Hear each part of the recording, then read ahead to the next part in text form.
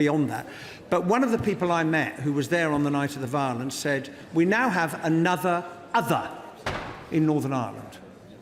The honourable member will be familiar with the traditional divisions. There is now another other, which is the ethnic minority population of Northern Ireland, that is terrified about what's happening, and we don't want to add to the travails of the past by not being very clear how unacceptable it is to see that on the streets of Belfast today. Hannah.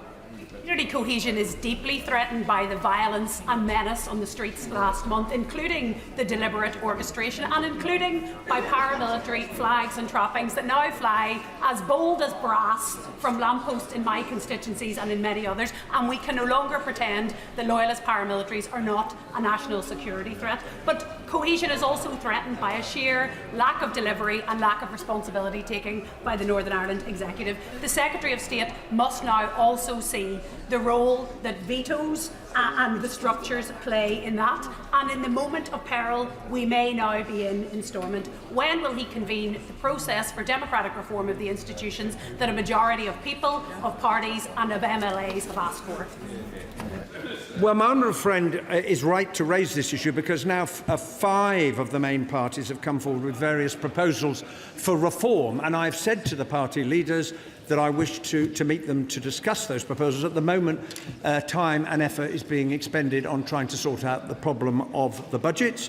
On the question of paramilitary displays and flags, the PSNI now has new powers to remove them as a result of the recommendation of Jonathan Hall, the reviewer of terrorism.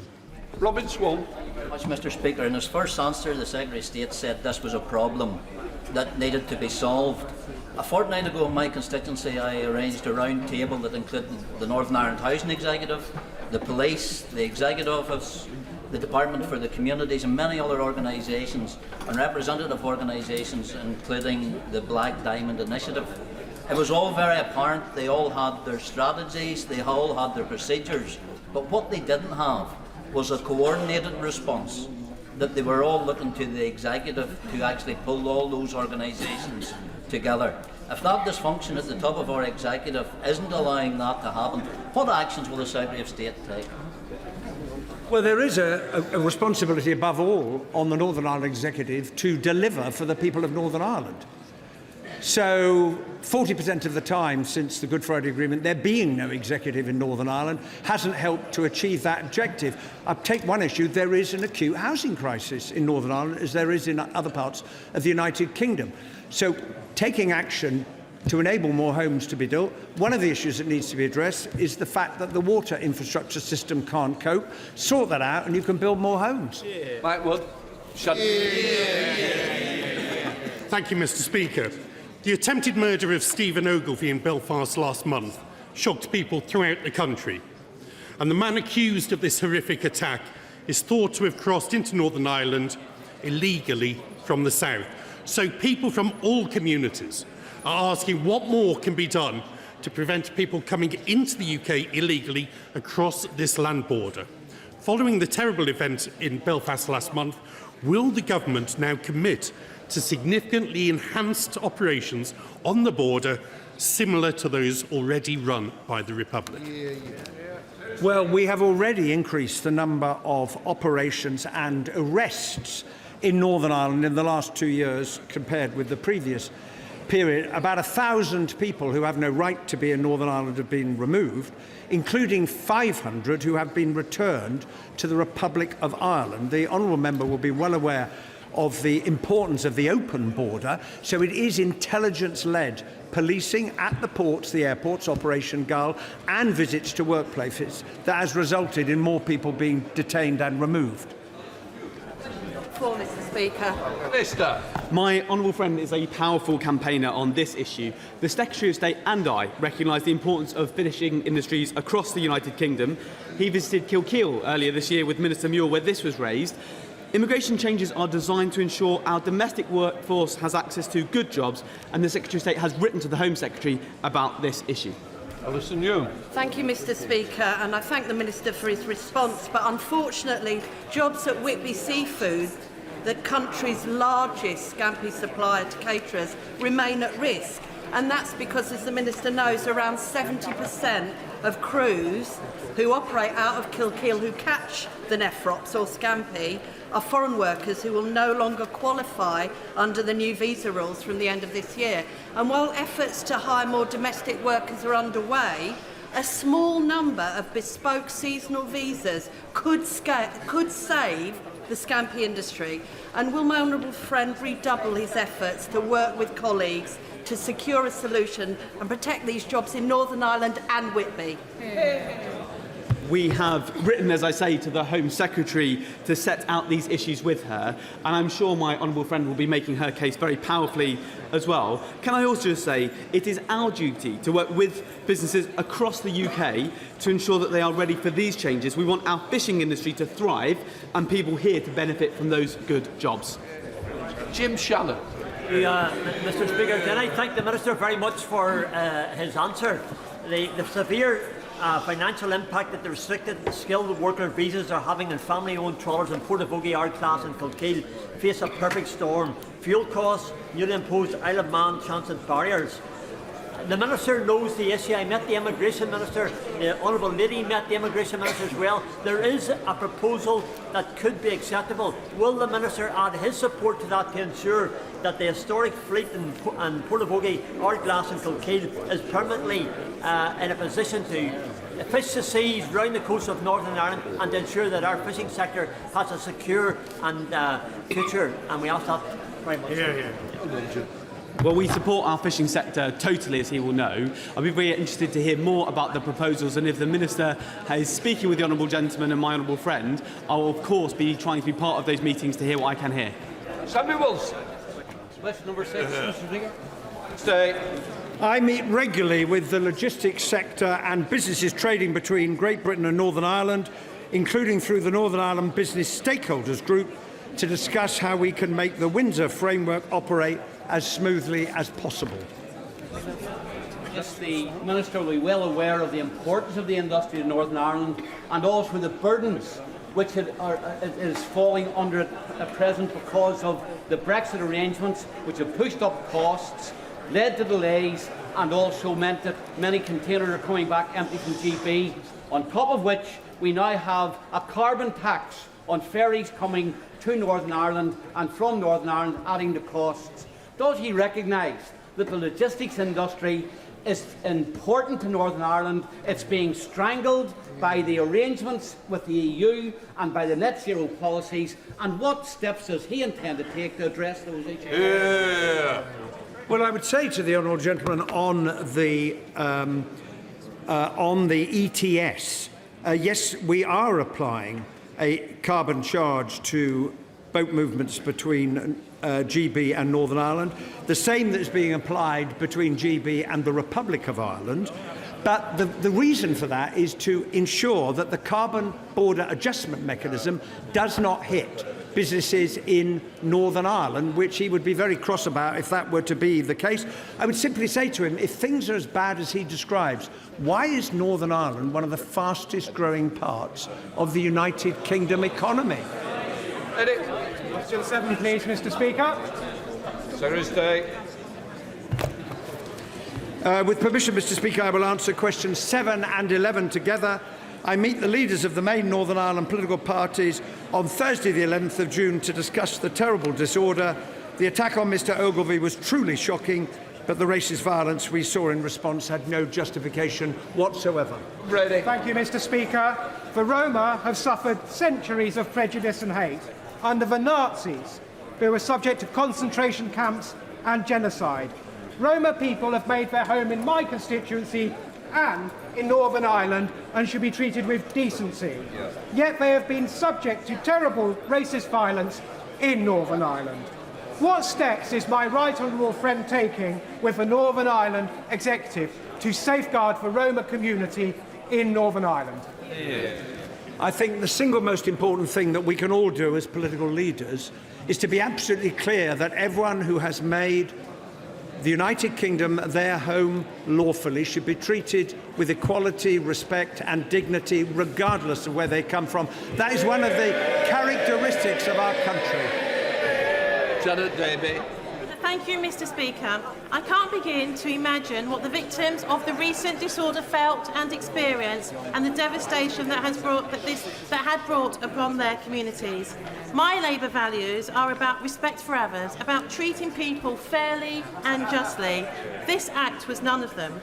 Can my right honourable friend please say what is being done to rebuild, to restore these communities in every aspect, from their trauma to their protection and to their loss of possessions as well? Well, I'm grateful to my honourable friend for what she says, and I agree with her.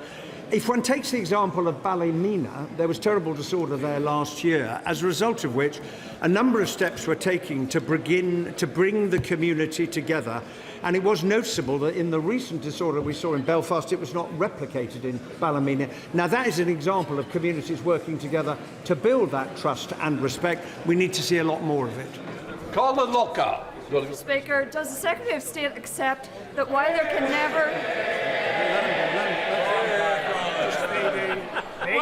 never be any excuse for criminal disorder, there is equally no excuse for a border policy that leaves Northern Ireland exposed? How many more incidents will it take before he and this government actually deal with the open border with the Republic of Ireland, which is being exploited daily? And when will this government put in place measures to protect our citizens from illegal immigrants?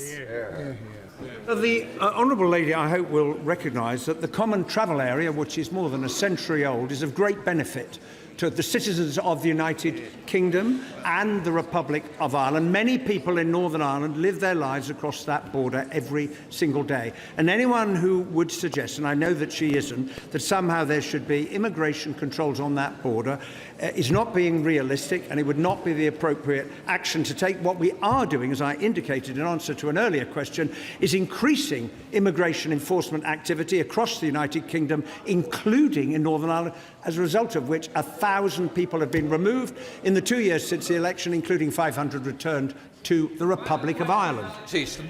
Thank you, Mr. Speaker. Will the Secretary of State join me in commending the officers of the PSNI who have responded to recent disorder with professionalism and integrity?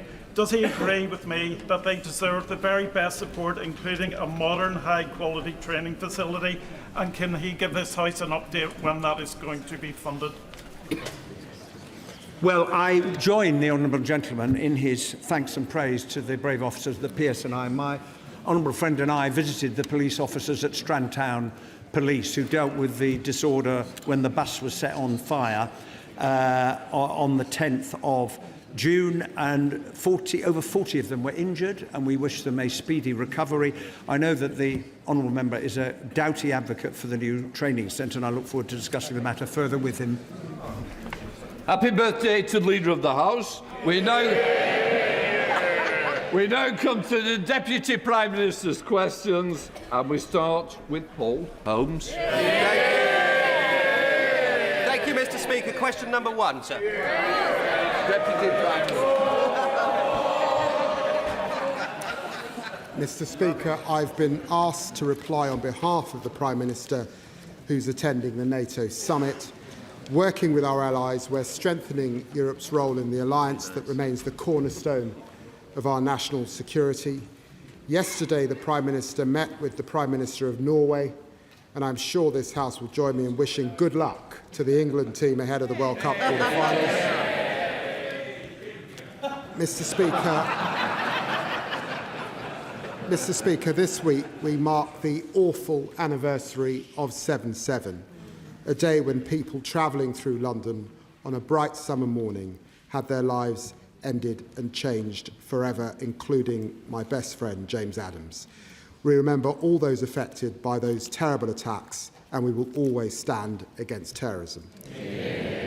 And Mr. Speaker, the Labour Party also pays tribute to Sir George Howarth.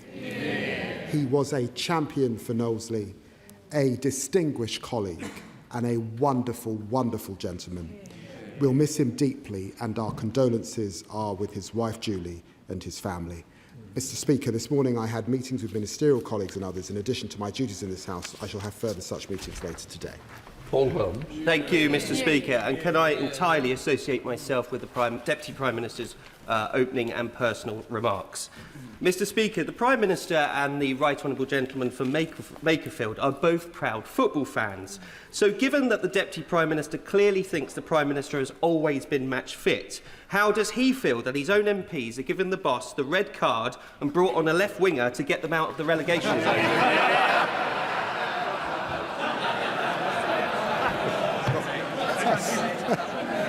That's not bad for someone who represents the Premier League side. But 2 years since the election, the honourable member still needs to engage with the facts of the Tories' failed period in government. As his colleagues now accept this, the former Treasury Minister, the former Community Secretary, the former Health Minister, the former Immigration Minister, and that's just the member for Newark. He wrecked the country, helped wreck the Tory party, and now wants to do it all over again with reform. Jeff Smith. Thank you, Mr. Speaker. In 3 weeks' time, Greater Manchester residents will have the chance to vote for Labour's brilliant candidate, Bev Craig, to be... I've worked with Bev for many years, so I know her strong record as a leader and what an outstanding mayor she'll be. Will the Deputy Prime Minister join me in welcoming Bev's pledge to extend free travel on public transport to all 11 to 18-year-olds? So to all our young people in Greater Manchester can have the independence to travel to the work, education and leisure opportunities they deserve. Well, I agree with my honourable friend. Bev Craig will be a brilliant mayor for Greater Manchester. I'm proud that Labour is putting power over bus services back in the hands of local leaders. This government has extended franchising powers, capped fares, invested to deliver better services, and we're ensuring children can enjoy free bus travel this summer. I'm sure colleagues will want to get behind Bev in Greater Manchester so that we can defeat Reform's divisive candidate and drive the agenda forward under a new mayor. Shadow Secretary of State, Sir James Cleverly. Thank you, Mr. Speaker. I would like to echo the Right Honourable Gentleman's tribute to Sir George Howarth and pass on my party's condolences to his friends, family and loved ones. I also wish to echo his support and encouragement to the England football team in their forthcoming match against Norway. And of course, I will echo his words about those people murdered on 7/7, their friends, their families, but also pay tribute to the emergency services that did so much on that day. Will he apologise to the victims of the rapists, sexual predators and paedophiles that he is planning to release early? Well, Mr. Speaker, I'm delighted to welcome the Shadow Housing Secretary to the dispatch box. He, of course, could have been doing this job every week if he were better with numbers. He's the Foreign Secretary. He was the Foreign Secretary in government that botched Brexit, the Home Secretary in a government that decimated neighbourhood policing, and one of the shortest-serving education secretaries in our history. Now, he asks about a very serious issue, and every decision we have taken has been based on public safety and delivering justice for victims. Let's talk about the context. The last Labour government built 28,000 prison places. We're building 14,000 by 2031. We've already delivered 3,200. Under the Tories, they closed 23 prisons. 23. Gloucester closed. Shrewsbury closed. Portsmouth closed. Holloway closed. Northallerton closed. And what are they now? A block of flats. That's why we have to have an early release scheme. That's why we passed the Sentencing Act. And we're putting community powers locally to make sure that we protect the public. Sir James Cleverly. Mr. Speaker, he makes a joke about use of figures. Let me give him a figure. 50,000 prisoners released early in just 2 years on his watch. And I am genuinely shocked, Mr. Speaker, that when given the opportunity to apologise to victims, he very publicly failed to do so. And let me remind him what this is about. Let me quote Fiona Goddard, herself a victim of grooming gangs, who's been brave and open about how his policy will impact her. And she says, "Finding out that they may be released early has completely set me back. I have barely left the house. I feel constantly anxious, frightened, and unsafe. I can barely sleep." This is the impact his policy is having on victims. He refuses to apologise. But why is he pursuing a policy which he must know is both wrong and dangerous? This is a very serious issue, and the Honourable Gentleman is experienced in this House. He knows that while he was Home Secretary, they had an early release scheme that set out 10,000 offenders, 10,000 under his... They had 6 schemes within a year. They had a scheme that they announced on the 6th of June 2023, another scheme on the 17th of October 2023, another scheme on the 8th of March 2024, another in April, another in May, another in June, all before the election. And that's why Rishi Sunak, it's rumoured, called the election in the first place. They left a system with just 83 empty cells. That's what the Justice Secretary previous to me inherited when she came into office. That's why we had to pass a sentencing scheme. He hasn't said what they would do now to fix the system. Of course we think of every victim. And that's why we're notifying victims in discussion with all victims. I sat last week in my surgery with a victim of grooming gangs. All of us want to see offenders locked up. That's why we've got to have prison capacity. Sir James Cleverly. Mr. Speaker, he talks about 10,000 early release over 14 years of Conservative government. They have released 50,000 in 2 years. And he knows it's wrong. He is a good man. He must know that it is wrong to release 5,000 serious criminals, including rapists, including paedophiles. And not only does he know it's wrong, but his party knows it's wrong. 400 Labour MPs and not one voted to support the government's policy in the vote last night. They know it's wrong. The country knows it's wrong, but he insists on pursuing it anyway. So if he will not change course, will he at least make this guarantee that not one rapist or paedophile will be released early later on this year? He hasn't proposed what they would do if they were in office. They released 10,000 with 4 different schemes, no impact assessment when they released them, no victim contact when they released them, no warning. They did it on the sly. And let us be clear, yes, we've got more probation officers. They, of course, cut probation, decimated it because of Chris Grayling. We've invested £700 million in probation. We're rolling out the largest programme of tagging in our history. We're forcing offenders to stay boxed in certain areas rather than where victims are. We're creating alcohol, pub, football and driving bans. We're implementing income reduction orders, and we're expanding chemical castration for sex offenders. None of it happened when they were in power. Sir James Cleverly. Mr. Speaker, he will look back on this exchange and I think he will be shocked by how this is coming across.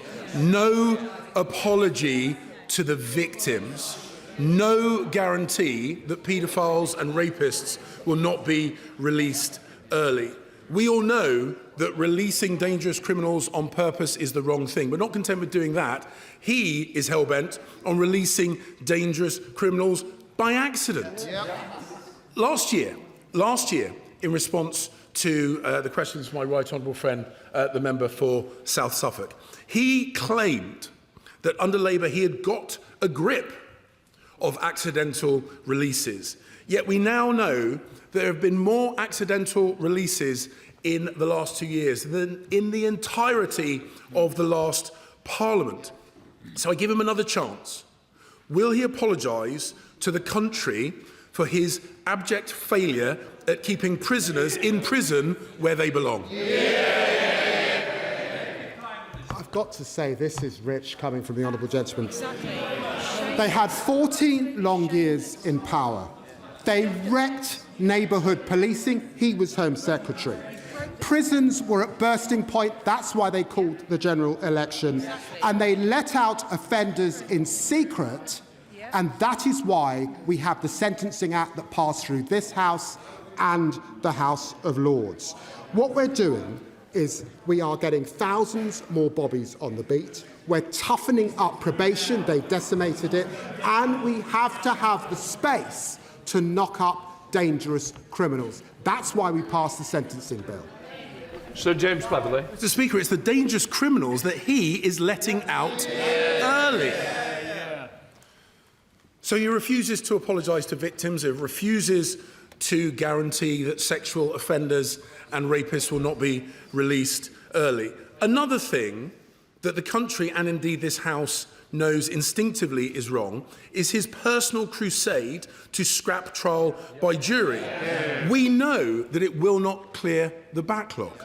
We know that it undermines fundamental British freedoms, and we know the legal profession is united against it. So will he now admit that it is wrong, and will he commit to reverse his proposals to scrap trial by jury?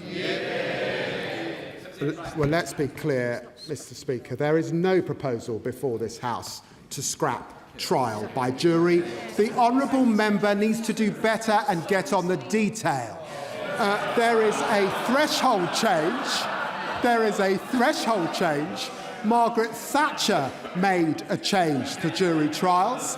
David Cameron made a change to jury trials.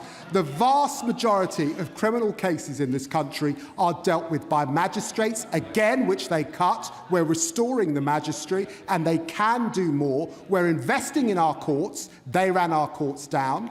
We're modernising our courts. We're introducing digital ID, and we need reform. Sir James Cleverly.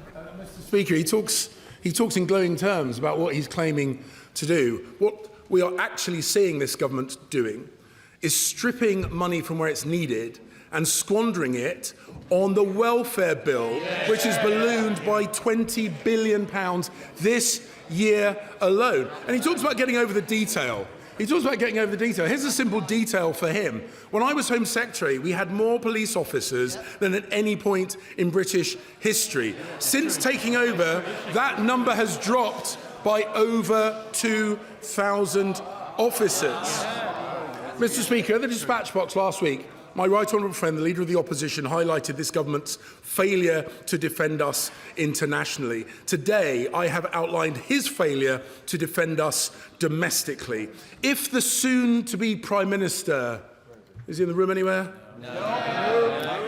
If the soon-to-be Prime Minister does not want to be complicit in his failure, he should come out and condemn this plan, not just hint that he opposes it. Because if Labour cannot protect the citizens of this country, either domestically or internationally, then what on earth is the point of them? Mr. Speaker, he insists on proving that he can't count. We lost 16,000 police officers when they were in power. Mr. Speaker, the British people haven't forgotten what the party opposite did to our country. After 2 years of a Labour government, I'll compare our record every day of the week. Their record is the biggest fall in living standards in recorded history. Our record is the biggest upgrade to workers' rights in a generation. Their record is wrecking our criminal justice system. Our record is bringing down violent crime. Their record is millions of people stuck on NHS waiting lists. Our record is cutting NHS waiting lists, the fastest rate in history. Their record is cutting defence. He was a reservist. They hollowed out the armed forces. Our record is the biggest boost to defence spending since the early 1990s. And their record is plunging hundreds of thousands of children into poverty. Our record is lifting 500,000 of children out of poverty. I'll take our record over theirs any day of the week. Thank you, Mr. Speaker. The Family C official report about the most depraved sexual abuse of children identifies serious failures by Glasgow City Council and other bodies. The report, Mr. Speaker, says one child victim banged on the windows, shouting at a health visitor not to leave. This was treated as streetwise and not a desperate cry for help.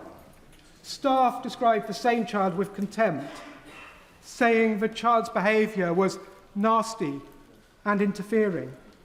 The children desperately needed compassion, love and safety, not contempt. Does my right honourable friend agree with me that the Council must accept robust, independent scrutiny of what has happened and independent scrutiny of the implementation of improvements? Well, Mr. Speaker, this case involves horrific offences against vulnerable children. I know all members of this House will join me in paying tribute to the victims who've shown remarkable bravery in coming forwards. It's evident that these children were dreadfully failed, and Glasgow City Council must urgently act on the recommendations of this review. I know my honourable friend has written to the Scottish Government to request an independent inquiry. The SNP should consider this request with the gravity that it deserves. Daisy Cooper, Deputy Leader of the Liberal Democrats. Thank you, Mr. Speaker. May I associate myself and my party with the Deputy Prime Minister's tribute to Sir George Howarth, his remarks about the 7/7 bombings and all those who live with the consequences of that terrible day, and wish England good luck for Saturday evening. And as the UK braces for its 7th Prime Minister in a decade, can I also thank the Deputy Prime Minister for our exchanges and wish him well in whatever role he may have. Mr. Speaker, the Honourable Member for Clacton used to say...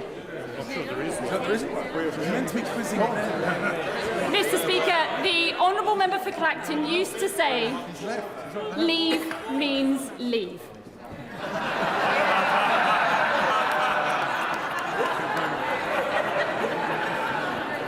But it seems his latest stunt is to leave this place just so that he can return as a fully fledged member after not just one referendum on his behaviour, Mr. Speaker, but possibly 2.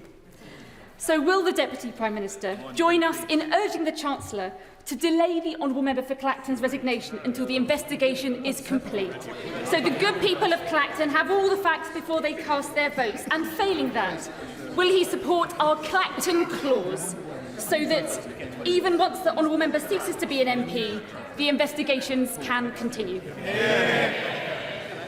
Well, everyone can see that the Reform leader is just trying to distract from the fact that he's up to his neck in sleaze.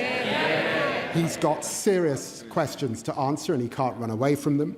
Labour isn't going to be part of this circus. I hear it's the people versus the establishment, the city trader Putin admiring professional politician who's pals with crypto billionaires versus Count Binface.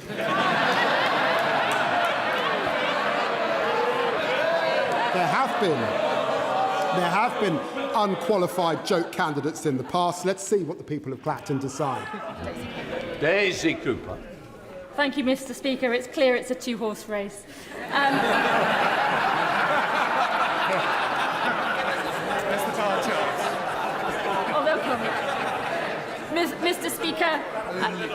Mr. Speaker, on a more serious and very sombre note. On a sombre note, Mr. Speaker, on a sombre note, MI5 has defended in court an agent that they knew to be openly misogynistic, obsessed with violence, and who used his position to coercively control his girlfriend Beth and attack her with a machete. To add insult to injury, MI5 also gave false evidence to the court. So will the Deputy Prime Minister use this opportunity to offer Beth a full apology on behalf of the government? And will he use his position to bring back a full Hillsborough bill next week which covers the security services so that we can pass the law before the summer recess? Well, she raises a very serious issue, of course, and I will arrange for Beth to meet with the Security Minister to discuss this in detail. She also raises the Hillsborough Bill, and I'm confident that this will be before the House in the coming days. Emily Darwin.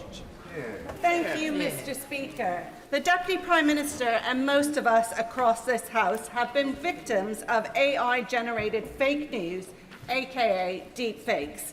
These mislead the public and they disrupt our democracy. BBC News coverage and coverage from other news channels is also being AI manipulated to tell untruths. Will he, alongside MPs from across this House, support the amendments I've tabled to the Representation of Peoples Act, which would force anything that is AI created to be labelled as such and stop the production of deep fakes of ourselves and colleagues, and stop the UK from these destructive tactics used by foreign states and others who wish to see our democracy made weaker?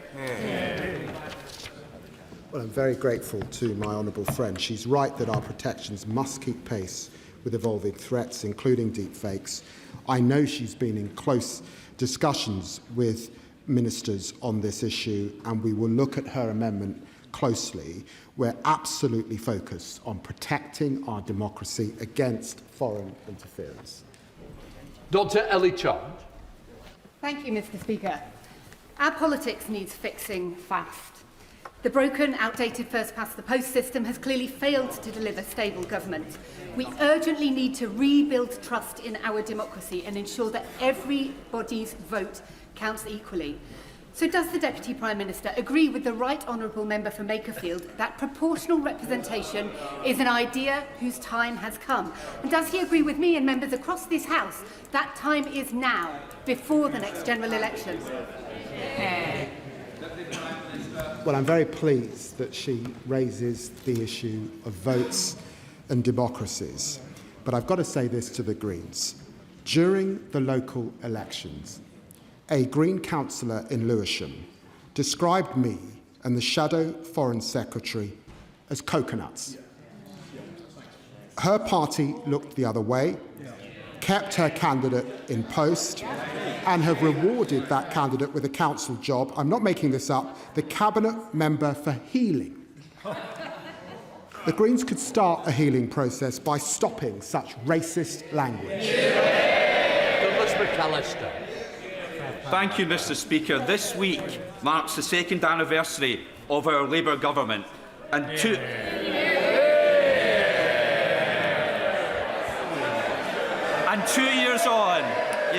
years on, my Western Bartonshire constituents now enjoy greater rights at work. Thousands of workers are now better off thanks to increases in national minimum wage. Thousands of children lifted out of poverty. Tens of millions of pounds in pride in place funding to communities previously left behind. Shipbuilding on the Clyde secured with the Norwegian naval deal. Billions of pounds investment in Fastlane. As well as a new youth hub set to open next month. I think even the one of us is sitting down, it's not me. I think the Deputy Prime Minister could even answer that, because he wants to answer.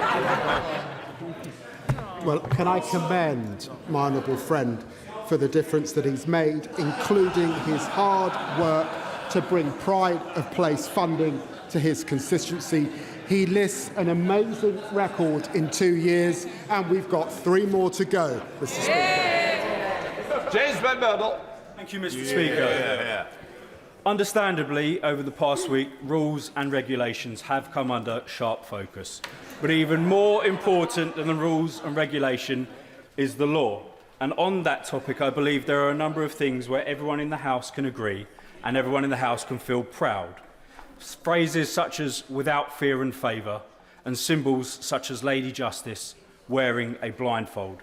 Now, I'd like to ask the Deputy Prime Minister, however well-meaning actions from the MPCC and the College of Policing with their programmes such as the Race Action Plan may be, we have seen some very high-profile cases where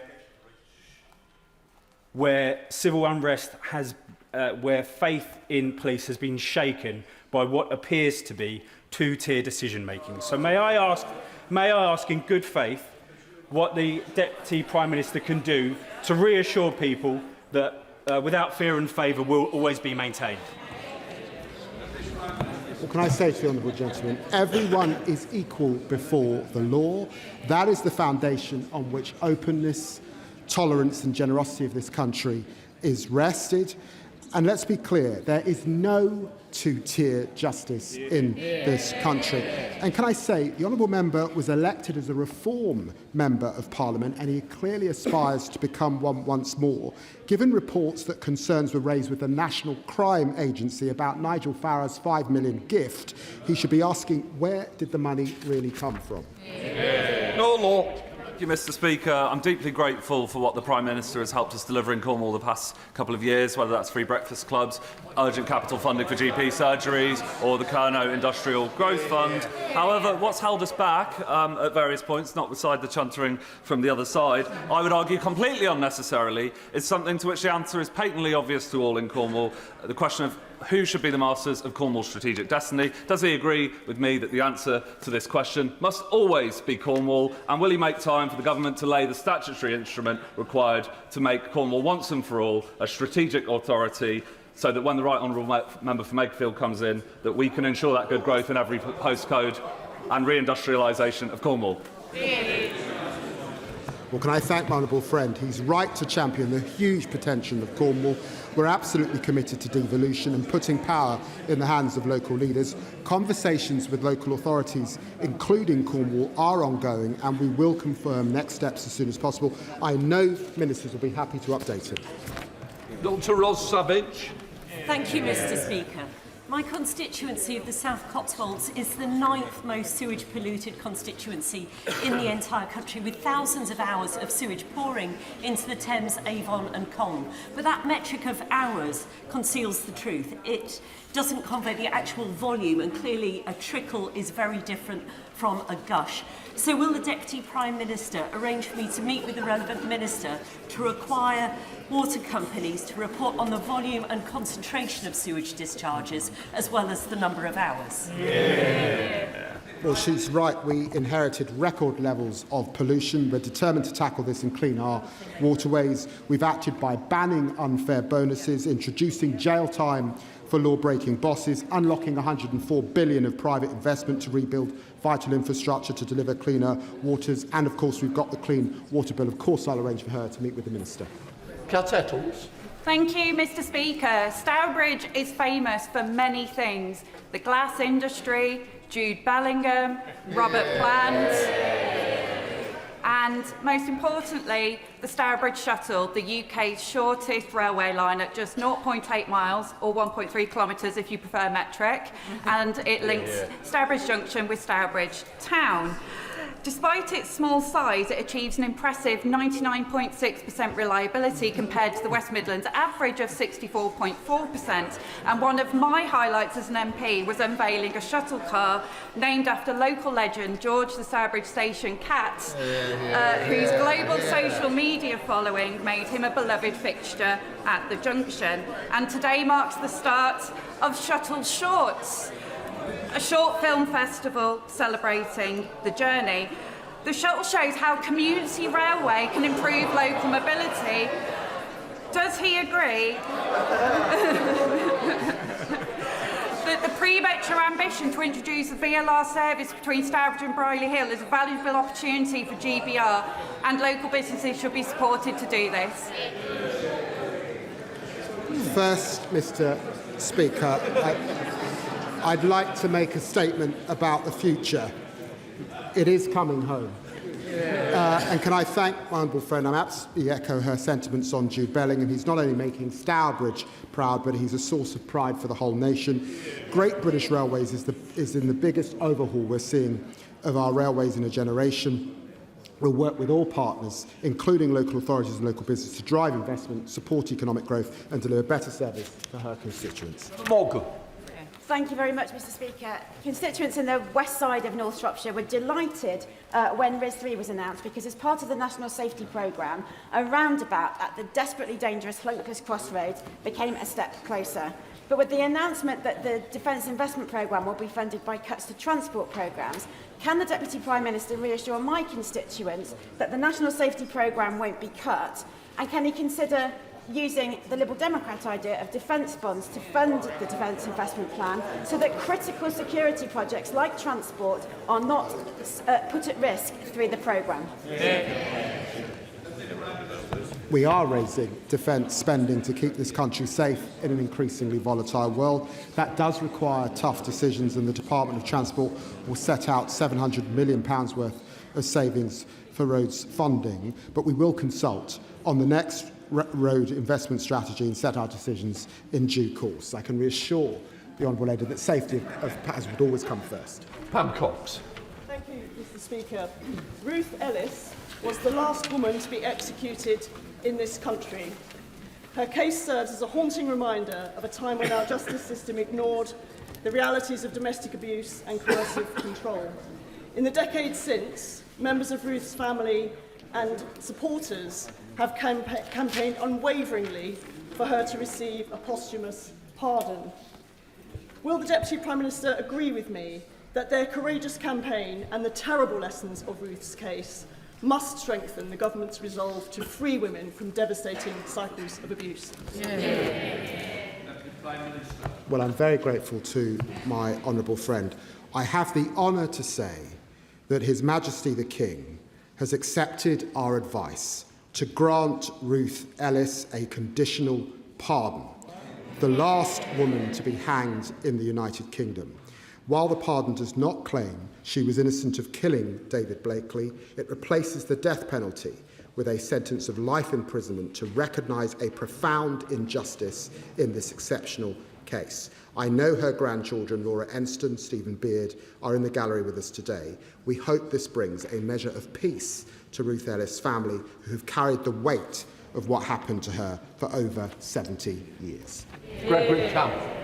Thank you, Mr Speaker. Government have said that higher taxes are needed to fund rising welfare spending.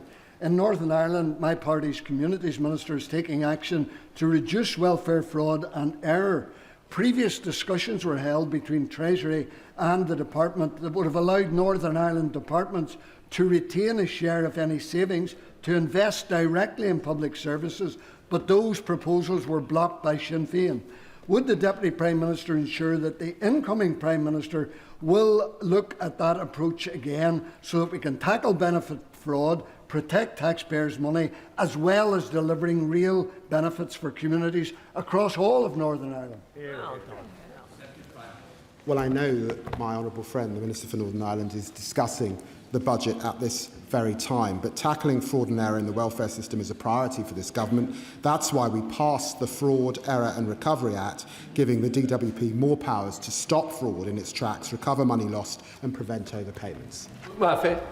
Thank you, Mr Speaker. Yesterday I was proud to host a number of Basingstoke's Nepalese community here in Parliament, including a number of Gurkha veterans. One of the issues we discussed was that of Gurkha pensions, and I pay tribute to the work of my honourable friend for Aldershot for all of her work on this issue. I've been proud to work alongside her. Does the Deputy Prime Minister agree that it is time to resolve the long-standing issue of Gurkha pensions, recognising the service and sacrifice of Gurkha veterans to our country?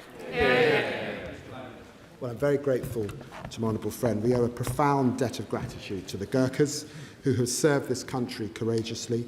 We're listening to the needs of the community, and we're already improving access to healthcare and community support. Ministers have met with veterans and the government of Nepal for constructive discussions on pensions. Those will continue, and I'd be happy to ensure that my honourable friend is kept updated. Rebecca Paul. Thank you, Mr Speaker. Coughlin's Bakery, which was founded in 1937, has announced the closure of all of its stores, 5 of which are in my Reigate constituency. The reasons given by Sean Coughlin include recent employer national insurance and business rate hikes. This much-loved family business that has survived a world war and multiple recessions hasn't been able to survive this Labour government. So I ask the Deputy Prime Minister, how many businesses need to go under before this government learns that it can't tax its way to growth? We're backing business with the lowest corporation tax in the G7. We've delivered the small business plan with the largest crackdown on late payments in 25 years. We're bringing down costs of business through 5 major trade deals. We've secured $365 billion in private investments since the election, and unemployment down over 400,000 more people in work than this time last year. Final question for Session Lammy. Thank you, Mr. Speaker. Last month I had the opportunity to host the South Bank Centre in my constituency, one of the many that I'm proud to have across Vauxhall and Campbell Green, for their 75th anniversary. The House may know that the South Bank Centre was built as part of the Festival of Britain 1951, which successfully saw people come together to share the identity after the ruins of the World War II. 75 years on, Mr. Speaker, sadly the world is a more divided place. Recently, we've seen 2 far-right marches, including one going through my constituency, leaving many members feeling afraid. But, Mr. Speaker, there is hope, as we see with the World Cup bringing people together, showing the power of culture and sport. So does the Deputy Prime Minister agree with me? Now's the moment to continue to invest in the things that bring us together, just as the government did in 1951. Well, can I thank my honourable friend for the tireless work that she does in this area. She's absolutely right. We must stand united against those who seek to divide us. Our Social Cohesion Action Plan sets out how we will tackle extremism, bring communities together and restore national pride, and we're providing local communities with up to £1.7 million to insulate them against the threats to social cohesion. Right, that completes Deputy Prime Minister's questions. Let the front bench change over.